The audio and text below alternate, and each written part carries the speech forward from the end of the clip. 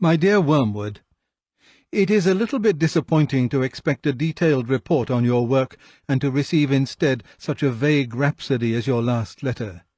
You say you are delirious with joy because the European humans have started another of their wars. I see very well what has happened to you. You are not delirious, you are only drunk.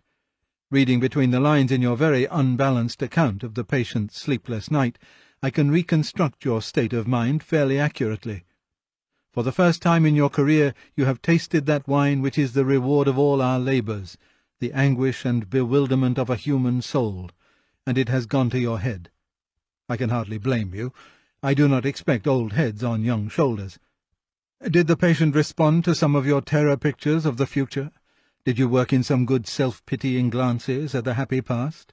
Some fine thrills in the pit of his stomach were there. You played your violin prettily, didn't you? Well, it's all very natural, but do remember, Wormwood, that duty comes before pleasure. If any present self-indulgence on your part leads to the ultimate loss of the prey, you will be left eternally thirsting for that draught of which you are now so much enjoying your first sip. If, on the other hand, by steady and cool-headed application here and now you can finally secure his soul, he will then be yours forever, a brimful living chalice of despair and horror and astonishment which you can raise to your lips as often as you please. So do not allow any temporary excitement to distract you from the real business of undermining faith and preventing the formation of virtues. Give me without fail in your next letter a full account of the patient's reactions to the war, so that we can consider whether you are likely to do more good by making him an extreme patriot or an ardent pacifist. There are all sorts of possibilities. In the meantime, I must warn you not to hope too much from a war. Of course, a war is entertaining. The immediate fear and suffering of the humans is a legitimate and pleasing refreshment for our myriads of toiling workers. But what permanent good does it do us unless we make use of it for bringing souls to our Father below?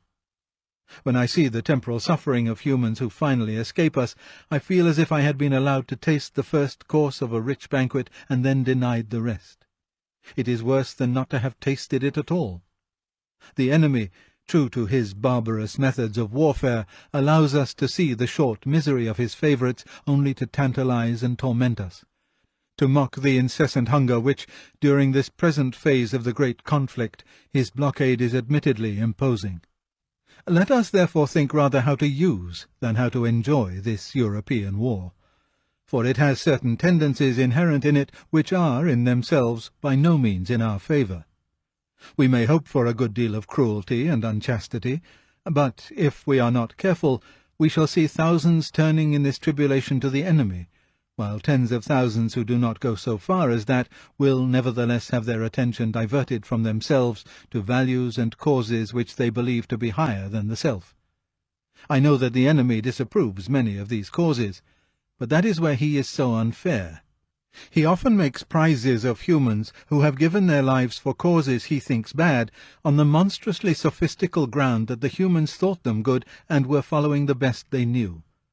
Consider, too, what undesirable deaths occur in wartime. Men are killed in places where they knew they might be killed, and to which they go, if they are at all of the enemy's party, prepared.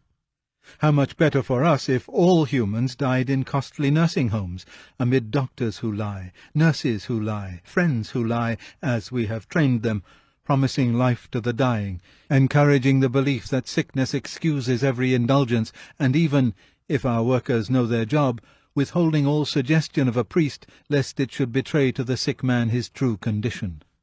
And how disastrous for us is the continual remembrance of death which war enforces. One of our best weapons, contented worldliness, is rendered useless. In wartime, not even a human can believe that he is going to live forever.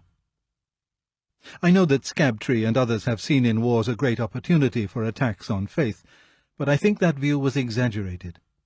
The enemy's human partisans have all been plainly told by him that suffering is an essential part of what he calls redemption, so that a faith which is destroyed by a war or a pestilence cannot really have been worth the trouble of destroying.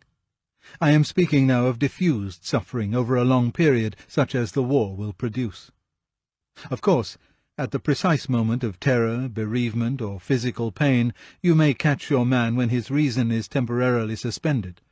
But even then, if he applies to enemy headquarters, I have found that the post is nearly always defended. Your affectionate uncle, Screwtape.